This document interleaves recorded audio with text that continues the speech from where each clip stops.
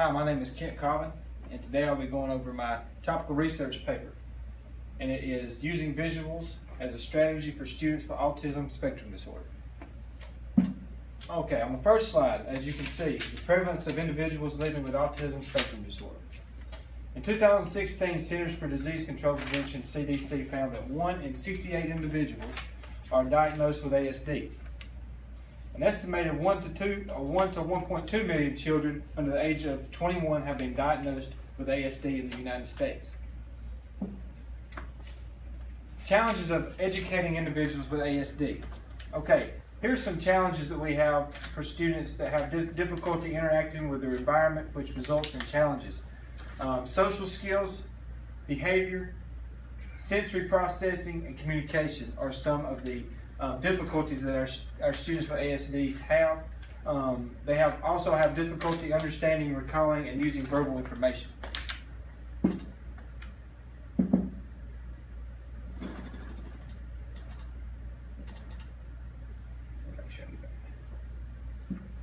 Okay, why use visuals as a strategy for students with autism spectrum disorder? Research supports that idea, or the idea that individuals with ASD are visual thinkers, and educators should take this into consideration when choosing strategies for improving learning. Visual supports are used to aid children with ASD to maintain attention, understand spoken language and sequence, and organize their environments. Current literature supports the use of visual strategies for students with ASD by improving social skills, behavior, organization, and communication. All right, visual activity schedules. Students with ASD struggle with making sense of their world. Therefore, they have a greater need for predictability in their schedule and routine. Students with ASD have a difficult time transitioning from one activity to another and sometimes resist change. Students with ASD need to know what will happen next in their day and what will or will not happen in their schedule. Research reveals that visual schedules have consistently been effective intervention for individual ASD. So let's take a look at this first one. Students struggle with ASD of making sense of their own world. Therefore, they have a greater need for predictability in their schedule and routine. They need to know what's going to be going on during the day. They need to know what's going to happen from the time they wake up to the time they go to sleep.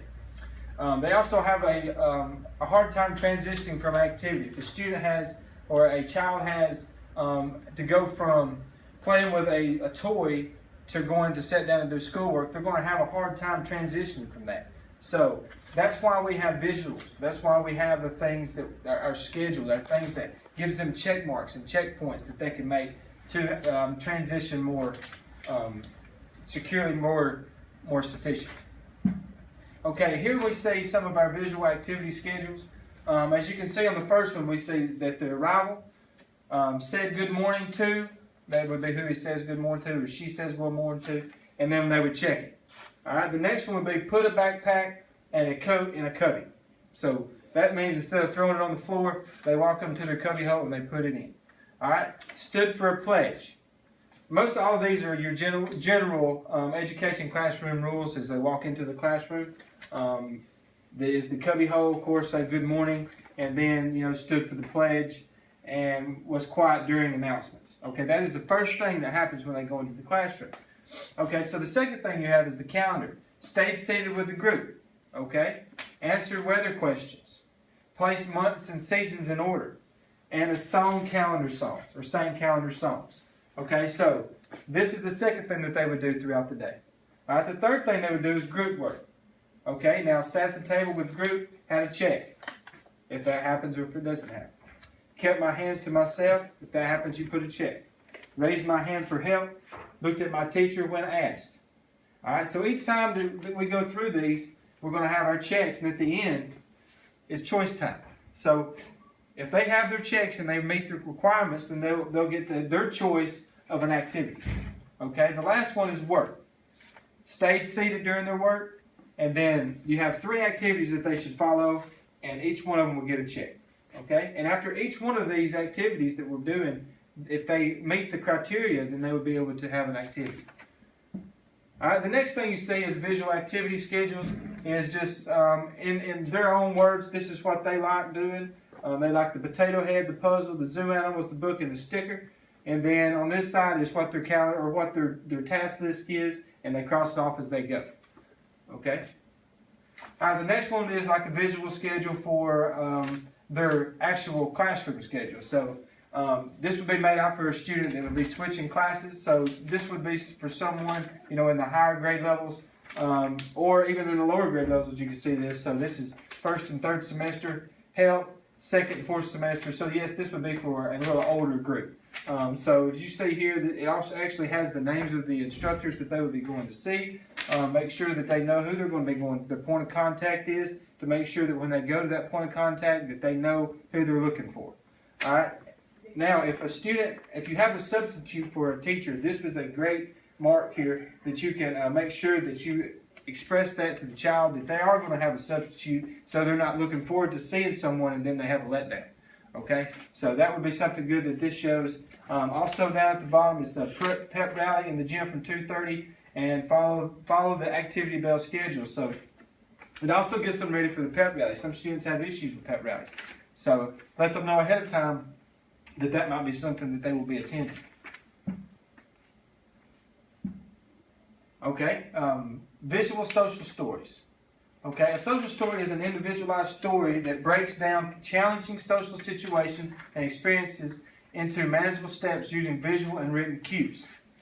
Research suggests that social stories are effective for individuals with ASD because they address behaviors they find difficult, such as initiating and responding to conversation, accepting changes in their daily routine, preparing for a special activity, understanding how people feel or think, responding appropriately to social situations. So let's look at A again. Initiating or responding to conversation. A child with ASD is not going to respond to you the same way. They're not going to, for example, if they do a good during a activity, they don't expect you to give them praise. They're not really going to be looking forward to that. Accepting changes in their daily routine. They do not like to make change. They do not like to go from one activity to another. They do not like to transition from one activity to the other. Preparing for a special activity. They don't like special. They like it to be scheduled. They like it to be routine. They don't like to change. Okay? They don't like sporadic things to happen. Understanding how people feel or think. They don't understand when you come and give them a hug. They don't understand that feeling. Okay? Responding appropriately in social situations. So you got to make sure that during these visual social stories that you are making making sure that the students understand through a story. All right, so here we see an actual social story. It's for a field trip roller skating for a student with ASD. Now, in this first one, you can see here it says my class, and this is the side that's telling you what the activities are. My class, line up, ride the bus, roller skate, school, and then fun. Okay, so the first one you see, it says my class. It says Miss Johnson's class is going on a field trip today. Time to get ready. Okay, so that is the first thing that they'll go to and they'll check off that morning. Okay, so once they finish that task, they'll go over and they'll check it off. All right, the next one is line up. I need to line up quietly at the door. So this is the student needs to follow this social story and make sure that he lines up at the door when he gets to school. All right, next we will ride the school bus to the roller skating rink. I will sit with Jane on the bus. It will take about 20 minutes to get there. Okay, so that gives him an idea who he's going to be sitting with and how long it's going to take on the bus. So he understands that he is already expecting that. And it's always good to have a contingency plan if something was to interrupt this, because, again, if that was to happen, then you need to have a contingency plan to make sure that you can help him not have a letdown. Now, the next one is roller skate. I will roller skate. They might feel slippery under my feet. I can hold onto the railing if I want to. Okay, so that's also giving him an idea of what he needs to do while he's on his roller skates, how it might feel, and what his out would be if he was to feel uncomfortable. The next one is school. After we skate, we will take the bus back to the school. Okay, that gives him an idea of where he's going after he gets done roller skating. Okay, so he knows that he's going to get back to where he came from, his home, his safe place. Okay, the next one is fun. We all had a really good time. And then let him tell you what he did or she did that had a good time at the roller skating rink. Okay, here's another one. Asking a friend to play. Okay, first one is walk over to my friend. Okay, so that is actually helping him or her become more sociable. This is a social story for a student to become more sociable and asking his friends to play. Okay, the second one, say my friend's name to get his attention. Okay, that keeps them from touching. That keeps them from hitting. We want them to make sure that they use their words and express, hey, or Jane, or Jill. Make sure that they express the name and excuse me, and instead of walking over and just hitting someone, we want to make sure that they're saying their names to get their attention. Wait until my friend looks at me. Okay. Next one is ask my friend, do you want to play with me? Okay, so instead of them just going over and playing with another kid, then we want to make sure that they're asking their permission that they would like to play. If he says yes, I can ask what he wants to do. We can find something we both like. Okay, so this is also helping the child do something that both the students like instead of what the student with ASD is fixated on or what they always enjoy doing. Okay, so they can both have something in common and enjoy. Okay? If he says no, that's okay. I can say, that's okay, maybe later. So if it comes to a student and they say, no, I don't want to play right now, we need to make sure that they understand how to take no. All right, the next one is, I may choose to ask another friend to play. Okay, so now he needs to understand or she needs to understand that if they do say no, then there's always someone else. Or they might not be someone else, and it might be better to wait till a later time. But it's not just, they need to understand that it's not just because of who they are, it's just they might not want to play, so they can go to someone else. Okay? Video modeling. Video modeling is a visually based, research-based strategy that teaches numerous learners learn objects including behavior, self-help, communication, functional, and social skills. The 3 steps for implementing video modeling include identifying the skill to be targeted, produce the video, implement the intervention. Okay, so let's look at this. The 3 steps for implementing video modeling include, okay, identify the skill to be targeted. So when you're making this video modeling, you want to make sure that you're making the video scheduled or toward a certain strategy or towards a certain flaw that you want to make sure that you target, okay? And the next one is produce the video. So you want to make the video towards that flaw or that targeted area, okay? And then implement the intervention, okay? So using this video modeling, you want to implement the intervention, okay? So the actors in the videos can include either the student, an adult, and a peer. It is recommended that the video be viewed daily, preferably just prior to the time of the day that the student is or will perform the skill. To help with the generalization of the skill, allow the student to self-monitor and record the use of the target skill. Okay, so this is saying, like, for example, if their skill is, or the target is that you want to make sure that they transition from one to the other of an activity, make sure and videotape that activity being transitioned from one to the other so he can see how it goes smoothly. Also, make it fun with the student. Make sure that the student understands what it's for.